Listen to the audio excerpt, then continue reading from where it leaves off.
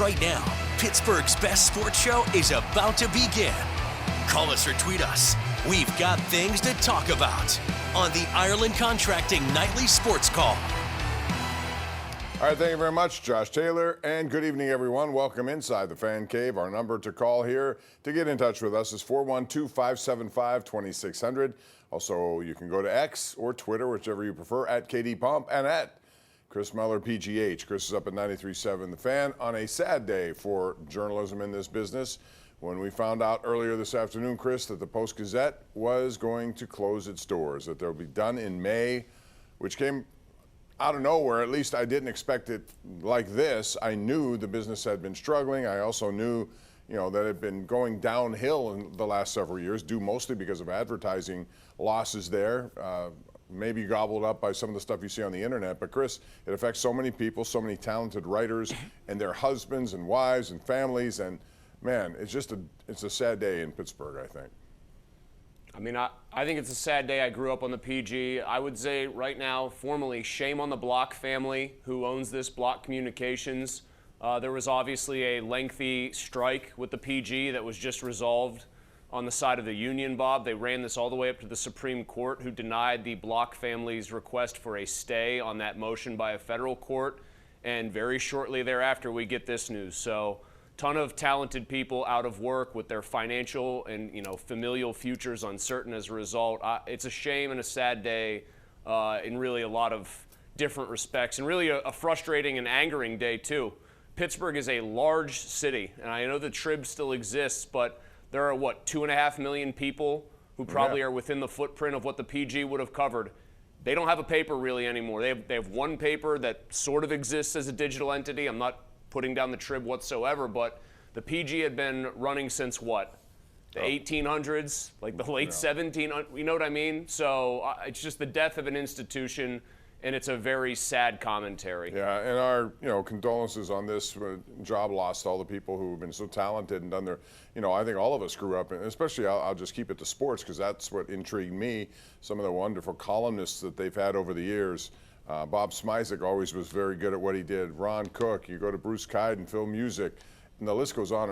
And just coverage that you would expect. And people who want to know about their teams had to go through the Post-Gazette or through whatever journalistic, television, radio, whatever the case may be. You had to find out because you couldn't be there. And those guys brought it to you. And so now I guess it's about just trying to figure out what's next. And I hope all of them land on their feet. They're all pretty talented people, and they will. So it's just a sad day to see it. I hate to see job losses, especially like this. It took me back to 92 when there were two papers, and the press went through a similar kind of situation, and then it shut its doors. I was a paper boy back then. I delivered, I think it was the Press that I helped my brother deliver. I ended up delivering the North Hills News Record out there. I don't think I was delivering the PG, but yeah, it's terrible. I'm a kid of the 90s, Bob. I was born in 85, and I grew up reading like Bruce Kiden on boxing back when people actually covered prize fights with reporters from local papers. I remember him writing Holyfield Tyson won, and what a great column. I lived for the Smizek and Cook day after Monday columns after a Steelers game. They would people, like, if there are 20-somethings watching us right now, they would diagram a play in the newspaper and call it the play of the game. And for that game 2 days ago or whatever it was, Sunday night, it would have been probably Calvin Austin's stutter step touchdown. They would have high school coaches grade the teams. Oh, I remember that. Like there were it was Jack McCurry and Neil Gordon. I mean, it was an institution of a sports page. It was an institution of a paper, and I don't want to belabor this. I know we got a lot of stuff to talk about. It is a true shame to see it gone. Yeah, indeed. And Gene Collier's another guy who used to really enjoy that different kind of sense of humor that Gene had. Of course, for years he was on our show here. But in the meantime, life will go on, and again, hopefully everybody will do a good job moving forward and finding whatever is next in line in their careers. The Steelers' next in line is Houston, and we've heard some things from both sides now concerning, and very complimentary, I would add. Both know they're in a situation now where they're going to face two very good defenses. And my question to you tonight would be, Chris, who has a bigger challenge, the Houston offense or the Pittsburgh Steelers offense against the respective defenses? I think there's no question it's the Steelers' offense against the Texans' defense. And you can make a compelling case that the Steelers' front seven is really good and is going to give a spotty offensive line problems. But as much as we have seen the Steelers' offensive line really come together, I thought Broderick Jones was starting to play better. He gets hurt. Dylan Cook steps right in and has been even better than Jones ever was. And they've looked good. Will Anderson and Danielle Hunter are the best 1-2 punch in the sport off the edge. Stingley and Lassiter, Stingley especially, really good corners. Jalen Petrie is a hard-hitting, violent safety. Al-Shair in the middle of that defense at the linebacker level. There's just, you always say like defenses or offenses, I should say, Bob Goodwin's pose questions of a defense, right? Yeah. The Texans have one of those answer keys you used to get, like, oh yeah, they got this, they got this, they got this. Oh, you're posing this question? Yeah, trust me, we've seen it before. So I do think it's the Steelers' offense trying to function against that defense. We got to take a break. 412-575-2600. You see our nightly sports call of the night. It's KDKA.com/connect, brought to you by Penn West University. Who's going to have a better game on Monday? Will it be C.J. Stroud? Will it be Aaron Rodgers? We'll talk about that. Also, some Penguin news. They had to put one guy in injured reserve. The other goes back to his junior team. We'll get into that. See the college football playoffs. There's a lot to talk about. We want to talk about it with you. So call right now. Air your opinions. We are live tonight on KDKA Plus and 93.7 The Fan.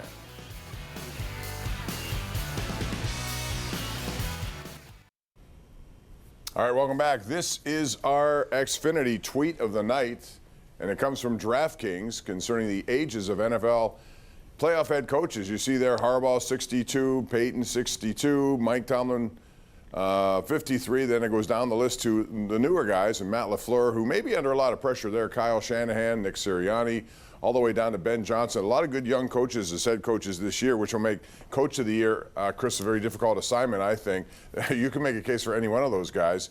But it's interesting. John Harbaugh joins the list of coaches who are looking for a job. And I think now the deck shuffles. With him at the top of it, I thought Stefanski was the guy at first who was going to get more opportunities. But I think you're going to see some fast-moving decisions here on some of these coaches. And it wouldn't surprise me if a team that already has a coach in place decides to make a change in order to get a guy like John Harbaugh, a little football infidelity. I think that we know that I think it's 3 teams at least are reported that have current head coaches in place to have contacted John Harbaugh's agent or his representation. I still think it's very likely he ends up coaching the New York Giants.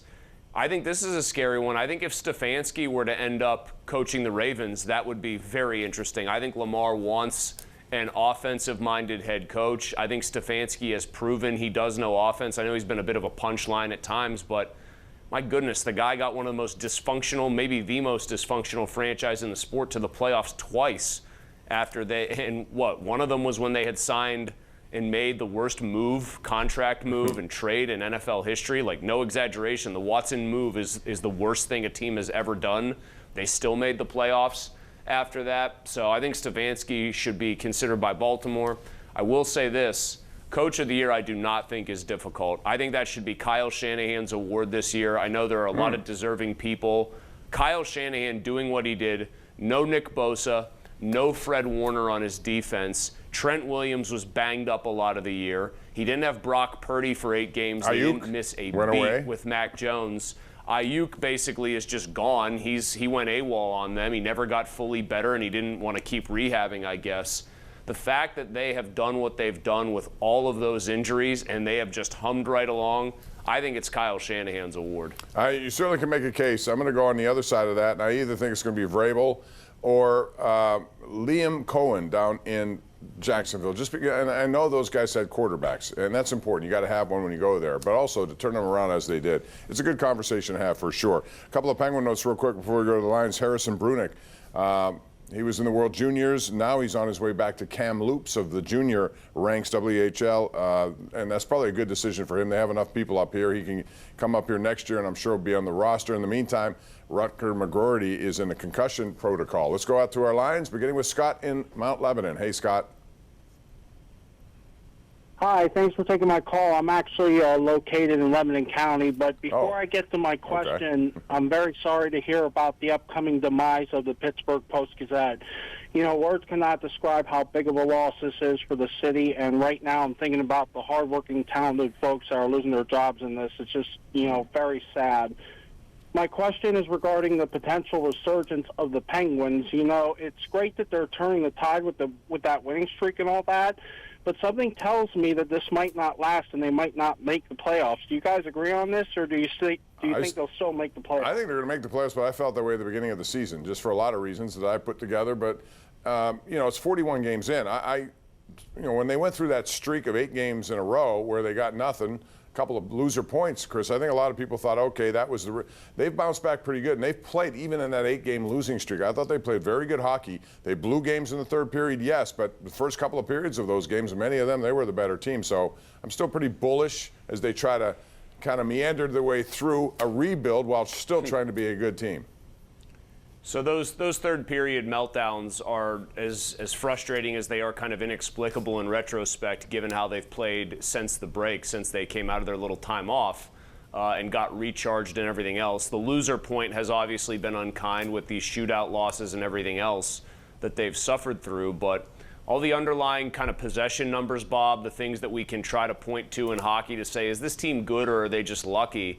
They look like they're more right around, you know, fringes of a playoff team, kind of in that like last 2 seeds bubble. That's probably where they'll end up, either last 2 in or like one of the first out. And also, like, you also have to look at it like proof of concept, right? What they did to the Red Wings, a very good team, in the second of that home and home was just ridiculous. And then they're losing 4-1 to Columbus, but if you watch that game, they really were taking the play to Columbus for the majority of that, and then they actually put a third period comeback on somebody instead of the opposite. So it's obviously there. They could use a lot more from Chris Letang. I do not think he has been good. I think Carlson has largely been very good for them, more the player they thought they were getting, but I think they're going to hang around this playoff picture all year. That's my personal thought. Yeah, I mean, they got good special teams. They also have a very good power play. Ben Kindle has, you know, taken a lot of responsibility there. They have a young, he's not afraid. Dan Muse, I give him a lot of credit too. He's not afraid to use 4 lines, run 4 lines, and he doesn't necessarily work guys to death out there. He spreads the wealth around. I think it's been good for them. Back to the lines we go, and this would be Alice. Where are you, Alice? In Hershey or Hermione? Harmony. Okay, well, thank you for calling from there. I have a bone to chew with the college football. I think it's a shame that the college football playoffs can't be on regular television, where people who don't have the cable, which is outrageous, can't even watch those games. That's my bone to chew. That's Well, I think aren't they on ESPN? You may. Well, she's saying she doesn't have ESPN. Okay. Like, I don't know if they simulcast every one of them on ABC, Bob. I'm actually not sure. I think if on it's the weekends an ESPN they do. thing. Well, it's not like the rule with Monday Night Football where if you don't have ESPN or whatever, or if it's like you're the local market Right. and your game is on Prime Instant Video You or get whatever, then you're You going to bid have for it it. bid on, obviously. Right. Yeah, right, exactly. So I don't like that. I do think that those are properties that should still, those games are so big that they should still be on over-the-air television. I will say I thought Alice for a second was calling from Wonderland there, Bob, but she sounded like she was all business. She sounded like she was ready to give the college football playoff, the TV suits, a piece of her mind. I like it. Yeah, I do too. All right, well, let's go out to Gary in West Elizabeth. Hello, Gary. How are you? Good, man. How are you guys? Hey, my question is, defensive backs, Ramsey, that was his fault on both them touchdowns of number 4, right? I don't follow him on that pass to number 80. He just timed the jump wrong, but they got to get that straightened out. I mean, he's playing safety, right? He's supposed to be. Well, in those situations, I mean, he was the one. I don't know what happened I thought it was a great play call on 4th and 3 when they hit the first one to Walker. Chris, I don't think anyone expected that. He got sort of like just was caught in between whatever he was thinking, and the guy went right by him, which you cannot do in that situation.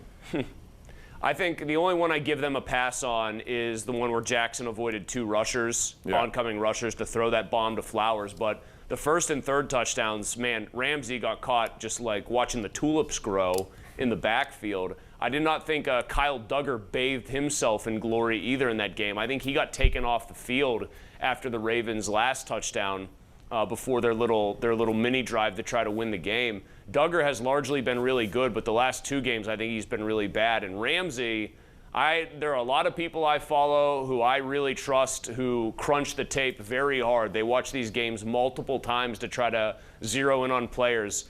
And a lot of them have said the same thing, Bob, that the hype for Ramsey and some of the praise does not match what you're actually seeing on tape play to play. Yeah, he'll make plays here and there, but overall, I mean, there have been some really wide open situations dating back to week number 1 where he got burned on a pass by Justin Fields. All right, one more call before we go to the break. Chuck in Uniontown. Go ahead, Chuck.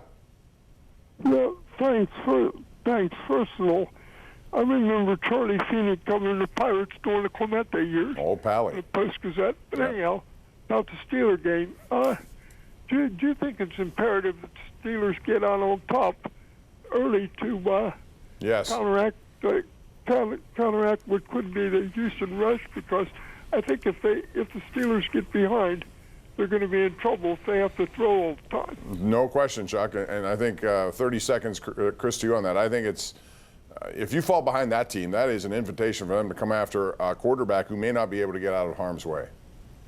I mean, they're going to come after him no matter what, and they can get pressure without blitzing, which is always the skeleton key in the NFL. But especially if it's a 2-score game, if it's 10-0 like that Ravens game briefly was, I think the Steelers are in a massive amount of trouble. I know Mike Tomlin likes to de-emphasize the first quarter, both good and bad. Mike, this is me talking directly to you, okay? Do not listen to Rich Eisen, whatever he was telling you earlier today. Try to score points in the first quarter. It might help you win this game Monday night. And guess what? In Cleveland, they fell behind. They never overcame that 10-0 deficit. We got to take a break on that note. We'll come back with more right here on the Ireland Contracting Nightly Sports Call. We're here nightly on KDKA Plus and 93.7 The Fan.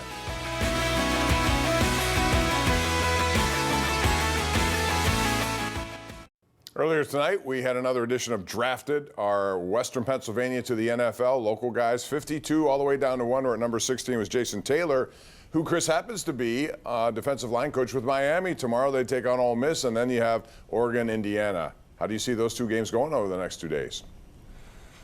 I think Indiana wins close against a team that's much better than Alabama, but still wasn't good enough to even stay within 1 score of Indiana in their own building when that game was at Autzen Stadium.